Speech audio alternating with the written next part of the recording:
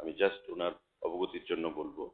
উনি অনেকদিন ধরেই এই কথাটা আমাকে বলেছেন, যেহেতু পরিবহন দপ্তর আমার কাছে রয়েছে এবং মাননীয় মুখ্যমন্ত্রীও হাউসে আছেন। মাননীয় মুখ্যমন্ত্রী এবং আমরা রাজ্য সরকার যথেষ্ট আন্তরিক এই বিষয়টা নিয়ে। কারণ আমরাও চাই যে কৈলাসহরের এয়ারপোর্টটা আবার পুনরায় চালু হোক, এবং সে বিষয়ে মাননীয় মুখ্যমন্ত্রী এবং আমি দুজনেই বর্তমান এবং প্রাক্তন সিভিল এভিয়েশন মিনিস্টারকে অনেকবার কথাও বলেছি, চিঠি লিখেছি। এবং সিভিল এভিয়েশন মিনিস্টার যখন জ্যোতিরাদিত্য সিন্ধিয়া ছিলেন, তখনও ওনার সঙ্গে কথা হয়েছে মাননীয় মুখ্যমন্ত্রী এবং আমার। গত কয়েকদিন আগে, এখন আপনারা জানেন যে জ্যোতিরাদিত্য সিন্ধিয়া মহাশয় ডোনার মনস্ট্রিতে এসেছেন। একটা রিভিউ মিটিং হয়েছে আমাদের সেক্রেটারিয়েটে।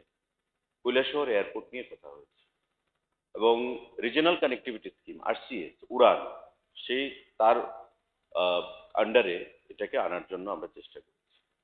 কিন্তু দেখা যাচ্ছে যে যে আপনি যদি এখানে বড় এয়ারক্রাফট তো নামতে পারবে না, এবং মাননীয় বিধায়ক বিরজিৎ বাবু জানেন যে সাউদার্ন পার্ট এবং নর্দার্ন পার্ট দুখান থেকেই যদি ল্যান্ড অ্যাকুইজিশন করতে হয় তো কয়েকশো কোটি টাকার প্রয়োজন, যেটা রাজ্য সরকারকে বহন করতে হবে। Number one.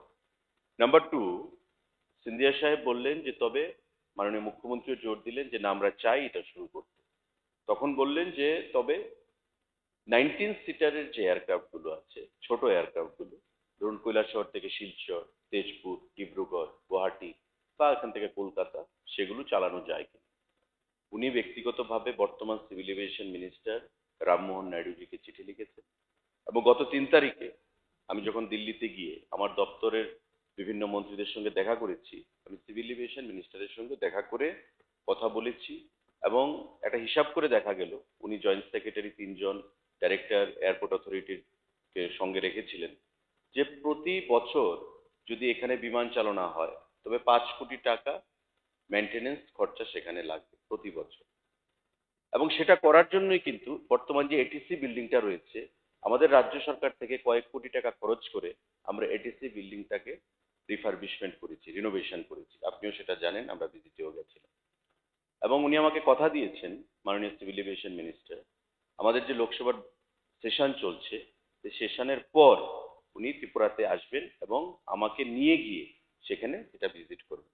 আমি তখন আপনাকেও আমন্ত্রণ জানাবো, আপনি উপস্থিত থাকবেন। এবং মাননীয় মন্ত্রী এসে গেলেই কোনো একটা সিদ্ধান্ত, হয়তো পজিটিভ বা নেগেটিভ, কিছু একটা হওয়া যাবে। মন্ত্রী নিজেও চাইছেন, আমরাও বলেছি, এবং মাননীয় মুখ্যমন্ত্রীও সেটাতে সম্মতি দিয়েছেন যাতে সেটাকে চালু করা হয়। মন্ত্রী এলে আপনার সঙ্গে আমরা সেখান থেকে ডাকবো। बहुत बहुत धन्यवाद।